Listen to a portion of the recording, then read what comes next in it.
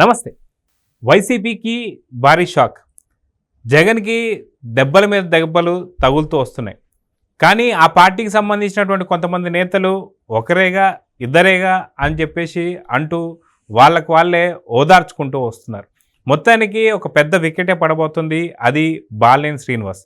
మొత్తానికి దీనిపైన విశ్లేషిస్తానికి మనతో పాటు సీనియర్ జర్నలిస్ట్ దుర్గా కుమార్ గారు ఉన్నారు. వారిని అడిగి తెలుసుకుందాం. సార్ నమస్తే. నమస్కారం జగన్ గారు, మన వీక్షకులు కూడా నమస్కారం.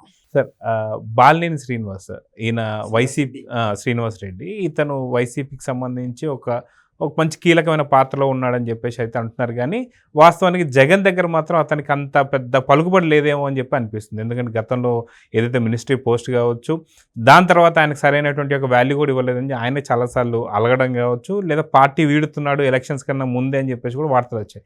కానీ ఇప్పుడు మాత్రం పూర్తి స్థాయిలో ఆయన పార్టీని వీడుతున్నాడా లేదా అనే దాని మీద ఒక డ్రామా అయితే నడుస్తుంది. దీన్ని ఎలా చూడాలంటారు? జగన్ గారు, మీరు అన్నట్టు బాలినేని శ్రీనివాసరెడ్డి గారు చాలా ముఖ్యుడు వైఎస్ఆర్సీపీలో. ఆయన వైఎస్ రాజశేఖర రెడ్డి గారి దగ్గర నుంచి కూడా వారి ఫ్యామిలీకి అనుచరుడు. అప్పుడు కూడా ఎమ్మెల్యేగా ఉన్నాడు. తర్వాత ఫస్ట్ జగన్మోహన్ రెడ్డి గారు వైఎస్ఆర్సీపీ పెట్టినప్పుడు మొదటగా చేరింది కూడా బాలినేని శ్రీనివాసరెడ్డి గారే. వాళ్ళకి చాలా దగ్గర బంధుత్వం కూడా ఉంది. ఎంత బంధుత్వం అంటే ఈ ఇంట్లోని కష్టసుఖాలు కూడా పంచుకునేటంత బంధుత్వం ఉంది. అది వన్ సైడ్ లవ్ లాగా అయింది. ఎట్లా అంటే బాలినేని శ్రీనివాసరెడ్డి గారికి వీళ్ళ ఫ్యామిలీ మీద ఉంది, కానీ జగన్మోహన్ రెడ్డి గారు వచ్చిన తర్వాత అది రాజశేఖర రెడ్డి గారు ఉన్నప్పుడు కానీ విజయమ్మ గారు కానీ ఆయనకి ఆ ప్రాముఖ్యత ఇస్తూ వచ్చారు. కానీ జగన్మోహన్ రెడ్డి గారు చీఫ్ మినిస్టర్ అయిన తర్వాత ఒక రకంగా బాలినేని శ్రీనివాసరెడ్డి గారిని వ్యక్తిగతంగా కొన్ని సందర్భాల్లో అవమానకరంగా వ్యవహరించిన తీరు బయటకు వచ్చింది. ఎందుకంటే ఎప్పుడైనా కూడా అపాయింట్మెంట్ లేకుండా జగన్మోహన్ రెడ్డి గారిని కలిసేటంత స్వతంత్రం వైఎస్ రాజశేఖర రెడ్డి గారిని కానీ ఈయనకుంది బాలినేని శ్రీనివాసరెడ్డి గారికి. కానీ ఈయన హయాం వచ్చిన తర్వాత, జగన్మోహన్ రెడ్డి హయాం వచ్చిన తర్వాత బాలినేని శ్రీనివాసరెడ్డి గారు లాంటి దగ్గర బంధువుని, అత్యంత ఆత్మీయుడిని, కుటుంబ శ్రేయోభిలాషిని కూడా కలవకుండా వెళ్ళి పిఎల్ని కలవమని, సజ్జల రామకృష్ణారెడ్డిని కలవమని, ఐఏఎస్ ఆఫీసర్ కూడా ఒక అతను ఉండేవాడు సీఎంఓ ఆఫీస్లో, ఆయన్ని కలవమనటం జరిగింది. అది ఆయన చాలా మానసికంగా చాలా బాధపడ్డాడు ఆయన. అంటే నేను నా వ్యక్తిగతమైన అంశాలు మాట్లాడుకోవటానికి వెళ్తే కూడా ఆయన ఇంటర్వ్యూకుండా వేరే వాళ్ళ దగ్గరికి పంపించాడు అని. ఆయన వ్యక్తిగత విషయాలు ఏంటంటే, ఆయన్ని ముఖ్యంగా ఒంగోలులో తనను బలహీనపరిచేటట్టుగాను, తర్వాత తను భూ ఆక్రమణలు చేసినట్టుగాను, వైఎస్ఆర్సీపీలోనే అంతర్గతంగా కుట్రలు జరిగి ప్రచారం చేసి తను బలహీనపరుస్తున్న విషయాన్ని ముఖ్యమంత్రి దృష్టికి తీసుకెళ్తానికి వెళ్ళినప్పుడు ఆయన సరైన అవకాశం కూడా ఇవ్వలేదనేది ఆయన బాధపడ్డాడు. ఆ తర్వాత ఆ టైంలోనే ఆయన ఈ విషయాన్ని విజయమ్మ గారు స్వయంగా ఆయన ఇంటికి వెళ్ళింది. అప్పుడు వైవి సుబ్బారెడ్డి గారి మదర్కి బాగోపోవటం ఏదో సంథింగ్ జరిగి, ఆ సందర్భంలో వెళ్ళి పనిలో పనిగా ఈయన బాలినేని శ్రీనివాసరెడ్డి గారి ఇంటికి కూడా విజయమ్మ గారు వెళ్ళారు. అంటే వాళ్ళ ఇంటికి వెళ్ళేటంత దగ్గర బంధుత్వాలు ఉన్నాయి. వెళ్ళినప్పుడు ఆ సందర్భంలో కూడా బాలినేని శ్రీనివాసరెడ్డి గారు విజయమ్మ గారితో అక్క అంటాడు, మరి ఏమంటాడు, ఇట్లా నన్ను జగన్ అవమానకరంగా చేశాడు, నన్ను పర్సనల్గా ఇంటర్వ్యూ కూడా ఇవ్వటం లేదు అని అంటే, అప్పుడు నా పరిస్థితి మాత్రం ఏమన్నా బాగుంది అనుకున్నావా, నేను ఇంటికి వెళ్ళినా కూడా పలకరింపే కరువు అవుతుంది, నాతో కూడా అట్లాగే ఉంటున్నాడు అంటి ముట్టినట్టుగాను, నేనెవరికి చెప్పుకోవాలి, షర్మిల విషయం కూడా అలాగే వ్యవహరిస్తున్నాడు, ఏదో వాళ్ళకి అంతర్గతంగా ఆర్థిక వ్యవహారాలు పంపిణీలకు సంబంధించిన విభేదాలు కూడా ఉన్నాయి, ఇప్పటికే కొనసాగుతున్నాయి. అది బాలినేని శ్రీనివాసరెడ్డి గారు కూడా అది తెలుసు. ఆ సందర్భంలో కూడా విజయమ్మ గారు తను అశక్తతను కూడా వ్యక్తం చేసిందని చెప్పారు. ఎందుకంటే నిజానికి ఆమె గనక జగన్మోహన్ రెడ్డి గారితో ఇంకా మంచి గతంలో అంత ఆత్మీయత కనుకుంటే చెప్పేది, అరే బాబు శ్రీనివాసరెడ్డి మనకు బాగా కావాల్సినాడు, జాగ్రత్తగా చూసుకో అమ్మ, అది ఇదని. కానీ ఆమె పరిస్థితి బాగాలేనప్పుడు ఇంకొకళ్ళ గురించి రికమెండ్ చేయగలిగిన దశలో ఆమె లేదు. అట్లా ఆ సందర్భంలో కూడా ఆయన చాలా ఇబ్బంది పడ్డాడు పార్టీలో ఉండి కూడా. ఆ తర్వాత మొన్న ఎలక్షన్ల ముందు ఆయన మీద మరీ భూ కబ్జాలకు సంబంధించిన వ్యవహారాలు బాగా రోడ్డెక్కి పార్టీలో వాళ్ళే చేసినప్పుడు అసలు ఆయన సీట్ వస్తారా అదే అనే అనుమానం కూడా బయటకు వచ్చింది. అతి కష్టం మీద ఇచ్చినా కూడా ఆయన సక్సెస్ కాలేకపోయాడు, అది వేరే మాట. ఆ రకంగా గతంలో కూడా ఆయన చెప్పినా కూడా ఊరందరికీ మనం ఆలు మగలము అన్నట్టు అందరికీ ఆయన అంత బంధువు అని అనుకున్నా, కానీ ఆయనకి జరిగిన మేలు కూడా ఏం జరగలేదు వైఎస్ఆర్సీపీలో. అట్లా కొంత పార్టీలో ఉన్నప్పుడు ఇబ్బంది పడ్డాడు. ఇప్పుడు కూడా అంతర్గతంగా ఆయనకి ఏంటంటే ఇక వైఎస్ఆర్సీపీ అనేది బతికి బట్టకట్టే పరిస్థితి లేదు, ఇక ఈ పరిస్థితుల్లో నేను ఇక ఆ పార్టీలో కొనసాగే కన్నా తనకి ఇంకా ఏజ్ ఉందండి, రాజకీయంగా భవిష్యత్తు ఉంది. తర్వాత ఒంగోలులో వ్యక్తిగతంగా తనకు ఇమేజ్ ఉన్నప్పటికీ కూడా రావాల్సిన ఓట్లు కూడా రాలేదు. వైఎస్ఆర్సీపీ పార్టీ మీద ఉన్న వ్యతిరేకత కూడా నా మీద ప్రతిబింబించింది. దాని మూలన నేను ఘోర పరాజయం పాలవ్వాల్సి వచ్చింది, అప్రతిష్ట కూడా పాలయ్యాను. అలాంటప్పుడు ఇటువంటి పార్టీలో కొనసాగటం ఎంతవరకు సమంజసం? ఆయన బాగా అంతరంగికులు కూడా ఒత్తిడి తీసుకొస్తున్నారని చెప్తున్నారు. కానీ ఇవాళకి వాళ్ళు అక్కడ రాజీనామా చేసిన వేరే రాజకీయ పార్టీలు కూడా ఆయన దగ్గరికి తీసుకునే పరిస్థితి కూడా ఏం లేదు. ఎవరికి ఉండాల్సిన నాయకులు వాళ్ళకు ఉన్నారు. అయినప్పటికీ కూడా ఇప్పుడు వైఎస్ఆర్సీపీలో ఆయన కొనసాగకపోవటమే బెటరు, అవసరమైతే తటస్థంగానైనా కొన్నాళ్ళు రాజకీయంలో ఉందామనే దశకు వచ్చాడని కూడా చెప్తున్నారు. మీరు అన్నట్టు అది పైకి ఏమన్నా అంటే ఆయన అక్కడ ప్రాముఖ్యతను పెంచుకోవటానికి డ్రామా ఆడుతున్నాడు అనేవాళ్ళు కొందరు ఉన్నారు. కానీ ఆయనకు అంత అవసరం లేదు. ఆర్థికంగాను తర్వాత సామాజికంగాను ఆయనకంటూ ఒక వ్యక్తిత్వం ఉంది, ఒక వర్గం అంటూ ఉంది.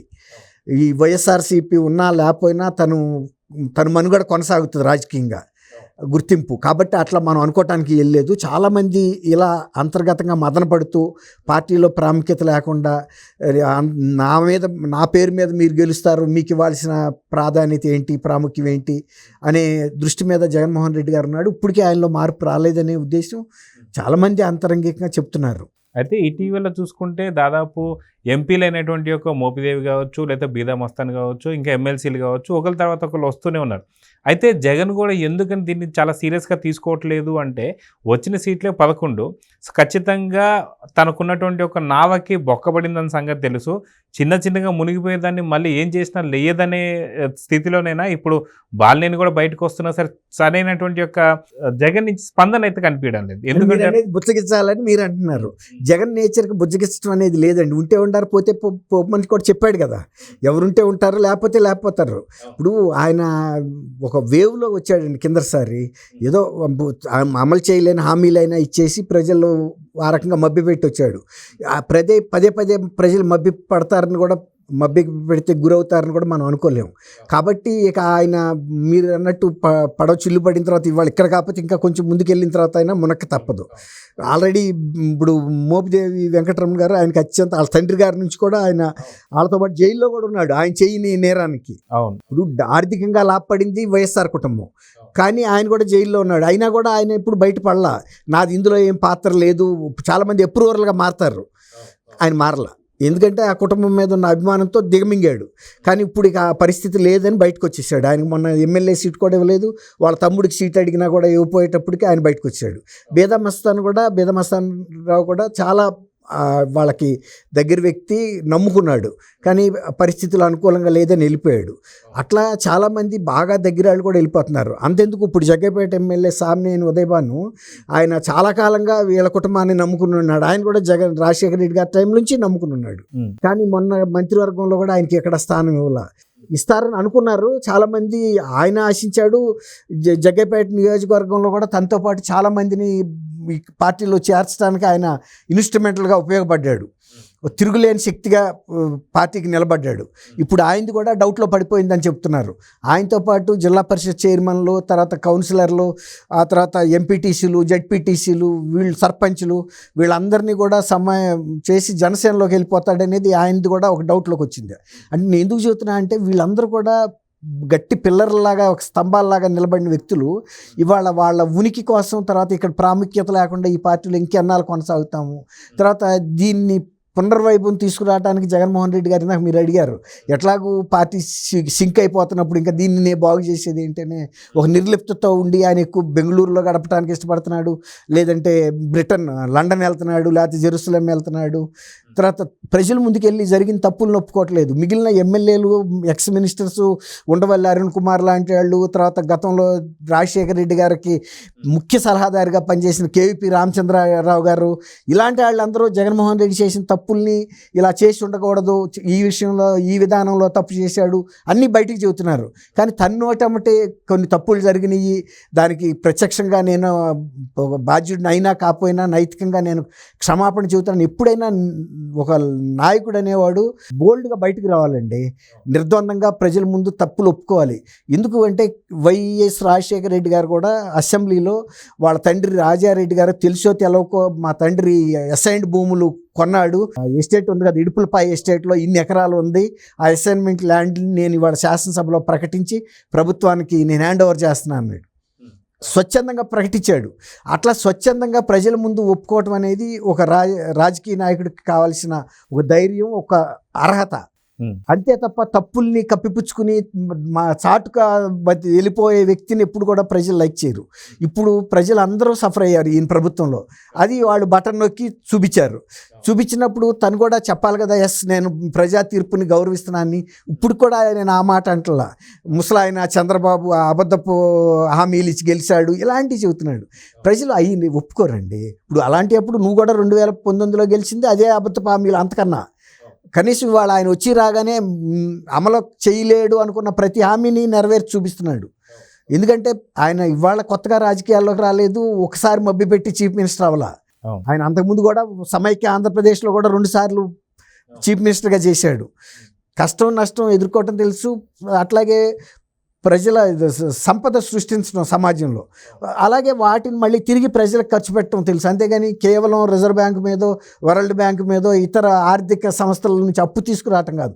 అప్పు ఎవరైనా తీసుకొస్తారు, కానీ తీర్చే విధానం కూడా ఉండాలి. తర్వాత వాళ్ళు కూడా ఏం చెబుతున్నారు, రిజర్వ్ బ్యాంక్ కానీ ఈవెన్ నిర్మలా సీతారామన్ గారు లాంటి ఆయన కానీ, అంతకుముందు పీకే ప్రశాంత్ కిషోర్ కూడా జగన్మోహన్ రెడ్డి గారి విధి విధానాల మీద, ఆయన పరిపాలన మీద బహిరంగంగా కూడా విమర్శించాడు. ఎవరైతే అధికారంలో తీసుకొని రావడానికి ఉపయోగపడ్డాడో ఆ వ్యక్తి కూడా ఈయన విధానాలను తప్పుపట్టాడు. నిర్మలా సీతారామన్ గారు కూడా ప్రధానమంత్రికి దత్తపుత్రుడు అన్న ఆంధ్రప్రదేశ్ ఆర్థిక వ్యవస్థ సరిగ్గా లేదని కూడా 2-3 సందర్భాల్లో నర్మగర్భంగా చెప్పింది. అంటే పరిపాలన తెలియట్లేదు వీళ్ళకని. అట్లా ఈ వైఎస్ఆర్సీపీలో బయట వాళ్ళందరూ చాలా వీళ్ళకి ప్రాముఖ్యత ఉందన్న కొందరు నాయకులు కూడా, ఇప్పుడు మీరన్న బాలినేని శ్రీనివాసరెడ్డి గారు కానీ, సామినేని ఉదయభాన్ కానీ, ఇంకా చాలామంది, ఇప్పుడు మీ మోబ్దేవి వెంకటరమణ కానీ, బేదా మస్తానరావు కానీ, ఇంకా కొంతమంది అసెంబ్లీలో ఆల్రెడీ కొంతమంది ఎమ్మెల్సీలు బయటకు వచ్చేసారు. అట్లా ఎమ్మెల్సీలు బయటకు వస్తారండి, రాజ్యసభ మెంబర్స్ బయటకు వస్తారు జగన్ గారు. తర్వాత ఇప్పుడు ఉండే అసెంబ్లీలో కూడా 11 మందిలో ఎంతమంది ఉంటారు అనేది మనం ఏం చెప్పలేము. ఇవన్నీ కూడా ఇంకా ఏంటంటే ఇప్పుడు ఇంకా 3 నెలలు అయింది ఎలక్షన్ అయ్యి, కాబట్టి ఇంకా చూస్తున్నారు ఈయన ఏమన్నా పార్టీ పునరుద్ధరణకి ఏమన్నా పూర్వ వైభవానికి నిజంగా మనసు పెట్టి వ్యవహరిస్తాడని. మొన్న విజయవాడ వరదలను కూడా ఆయన మిస్ హ్యాండిల్ చేసుకున్నాడు. ఎప్పుడైనా సద్వినియోగం చేసుకోవాలి, అంతేగాని ఒక్క రోజులోనే చంద్రబాబు నాయుడు గారిని చీఫ్ మినిస్టర్ దించేయాలి, మ్యాన్ మేడ్ డిజాస్టర్ అంటే ప్రకృతి వైపరీత్యాలని కృష్ణానదిలో ఆయన ఎన్ని బిందులతో తెచ్చిపోసి ఆ నీళ్లు తెచ్చాడు, 120 ఏళ్లలో లేని వరదల లెవెల్. అట్లా కొన్ని తెలిసి తెలియకుండా మాట్లాడటం కూడా కరెక్ట్ కాదు. అయితే ఇప్పుడు మీరు అన్నట్టు ఎంపీలు కావచ్చు, ఎమ్మెల్యేలు కావచ్చు, ఎమ్మెల్సీలు కావచ్చు, లేదా జెడ్పీటీసీల దగ్గర నుంచి లేదా కార్యకర్తల దగ్గర నుంచి అందరు కూడా పూర్తిగా మారిపోతూ వస్తున్నారు. అయితే ఖచ్చితంగా మీకు నమ్మకం ఉందా, ఈ చిల్లుపడినటువంటి ఒక బోటు నావ కావచ్చు 2029 దాకా కొనసాగుతుందా, మధ్యలోనే ఎప్పుడు మునిగిపోతుందంటే ఏం చెప్తారు? ఎందుకంటే ఈయన ఎప్పుడు లండన్కి వెళ్తే అప్పుడు మిగతా పార్టీలో ఉన్న వాళ్ళందరూ కూడా జంప్ అవుదామని చూస్తారు. పార్టీ ఎప్పుడు లండన్కి ఎప్పుడు వెళ్తాడు, నిజంగా నావ అప్పుడే మునిగిపోతుందంటే ఏమంటారు? ఇవాళ కాకపోతే రేపటి, ఇప్పుడు మీరు ఇంతకుముందు ఒక మాట అన్నారు, చిల్లుపడిన నావని. చిల్లుపడిన నావ ఎంతో సుదీర్ఘ ప్రయాణం అయితే చేయలేదు కదా. కానీ ఎవరైతే నావ యజమాని ఉంటాడో దాన్ని కాపాడుకోవాలన్నప్పుడు ఫస్ట్ ఆయన చేయాల్సింది మరమ్మతులు చేసుకోవాలి, మళ్ళీ నావని కండిషన్లో పెట్టి ఇతరులు కూడా ఆకర్షించాలి. ఇప్పుడు ఒక్కొక్కళ్ళు దూకేస్తున్నారు అంటే ఆ చిల్లును పూడ్చే ప్రయత్నం జరగట్లేదు అనేది పార్టీలో తెలుస్తుంది కదా, లేకపోతే వీళ్ళందరూ ఎందుకు దిగుతారు? ఇప్పుడు తర్వాత వీళ్ళకి ఏమన్నా ఇతర పార్టీల్లో ఏమన్నా అగ్రతాంబూలం ఇచ్చేంత పార్టీలు ఏమైనా ఉన్నాయా, అవకాశాలు ఉన్నాయా? కానీ తటస్థులుగా ఉంటే ఇవాళ కాకపోతే రేపైనా ఇతర పార్టీల్లో అవకాశం ఉంటే చాట దూరొచ్చు. ఇప్పుడు వాళ్ళకుండా అవకాశాలు ఏంటి జగన్ గారు? 1 టీడీపీ, 2 జనసేన, 3 బీజేపీ. ఈ 3 కొంచెం హోప్ఫుల్గా ఉన్నాయి. ఇప్పుడు షర్మిల గారిది ఇంకా పూర్తి స్థాయిలో ప్రక్షాళన జరగల పార్టీ. కానీ ఆమె ఏంటంటే ఇవాళ కాకపోతే రేపైనా ఆమెకు ఒక ఆశ ఉంది, నేను రాజశేఖర రెడ్డి గారి బిడ్డని, నేను జగన్మోహన్ రెడ్డి లాగా వ్యవహరించను, తండ్రిలాగా వ్యవహరిస్తాను, ఇవాళ కాకపోతే ప్రజలు నన్ను రేపైనా ఆదరిస్తారు. కాంగ్రెస్ పార్టీ కూడా ఒకప్పుడు ఆంధ్రప్రదేశ్కి చాలా ముద్దు బిడ్డ కాబట్టి ఇవాళ తాత్కాలికంగా వైఎస్ఆర్సీపీలోకి వెళ్ళిపోయారు చాలామంది కాంగ్రెస్ వాళ్ళు. ఇవాళ మళ్ళీ వాళ్ళు నా పార్టీలో తిరిగి వస్తారు కాబట్టి నేను నమ్ముకుని కాంగ్రెస్ మనుగడ సాగిస్తాను అనుకుంటుంది. అట్లాగే బలపడింది అనుకోండి, కాలగర్భంలో ఇంకొక 6 నెలలు సంవత్సరం అయ్యేటప్పటికి కొద్దిగా ప్రజాదరణ వచ్చిందంటే కొంతమంది వస్తారు. ఎవరైతే కొంతమంది కోర్ కాంగ్రెస్ వాళ్ళు ఇంకో పార్టీలోకి వెళ్ళలేరండి. వాళ్ళు ఆ రోజు ఏ ప్రత్యామ్నాయం లేక వైఎస్ఆర్సీపీలోకి వెళ్ళారు. అందులో కాంగ్రెస్ అనే పేరుంది, రాజశేఖర రెడ్డి గారు అబ్బాయి ఉన్నాడు. అది ఆ రెండు వాళ్ళకి కొంత ఆకర్షణగా ఉన్నాయి. ఇప్పుడు అది అక్కడ రెండు లోపించినాయి. కాంగ్రెస్ కల్చరు లేదు, రాజశేఖర రెడ్డి గారి ఆదరణ కార్యకర్తలకు లేదు ఈయన రూపంలో.